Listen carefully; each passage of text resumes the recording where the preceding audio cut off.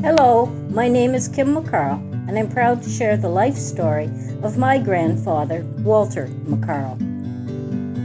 My grandfather, Walter, born October 6, 1895, was one of 10 children who grew up at the family home on Wellington Street in Whitby. He left school at the age of 16 and worked as a clerk in the hardware business. Home deliveries of screens, gallons of paint, and tinware were all done using his bicycle. When World War I broke out in 1914, my grandfather signed up. This picture, taken in 1914, shows him in his uniform, far left, first row, with his father and 6 brothers prior to being deployed overseas.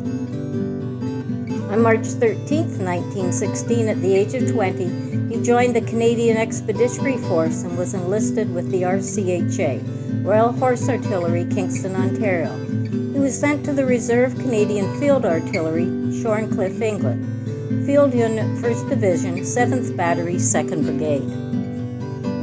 In England and France, my grandfather was trained as a gunner for trench combat and gas attacks.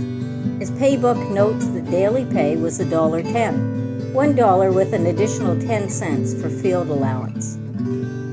Personal family artifacts include my grandfather's war watch, with the face protected by a metal cage, and his Canadian Field Artillery spurs manufactured in 1915. Also included a postcard for his birthday from his mother addressed to W.F. MacCarl somewhere in France.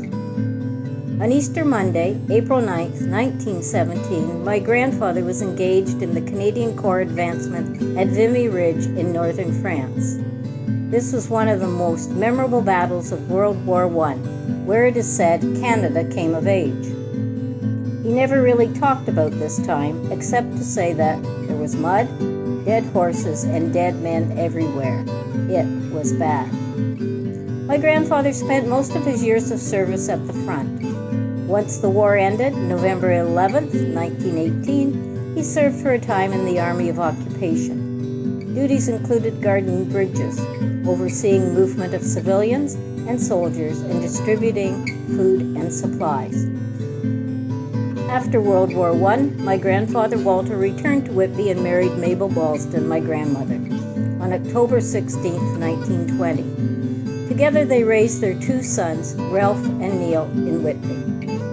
My grandfather worked for Mondrel Hardware at 113 Brock Street South, situated near the Four Corners, and eventually purchased the business in 1941. He put his own stamp on the business and named it MacCarl Hardware. While my grandfather's younger son, my Uncle Neil, became a sports writer with the Toronto Star and was inducted into the Whitby Sports Hall of Fame, my father Ralph joined the family business after his service in World War II. Together, father and son ran MacCarl Hardware until 1967, when my grandfather Walter retired.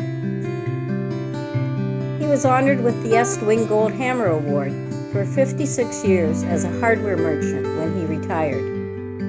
As a lifelong Whitby resident, my grandfather contributed to the town in many ways. He was a founding member of the Whitby Legion and was honored as a life member. He contributed to the building of the cenotaph.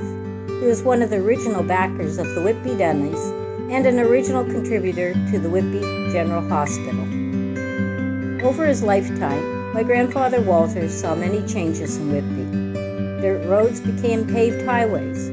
Small family stores began to give way to malls, and the population grew from 3,000 in the early 1900s to over 36,000 by the mid-80s. My grandfather Walter passed away in 1984 from emphysema, a lasting effect of the gas attacks during World War I, having offered much to his town and his country, lest we forget.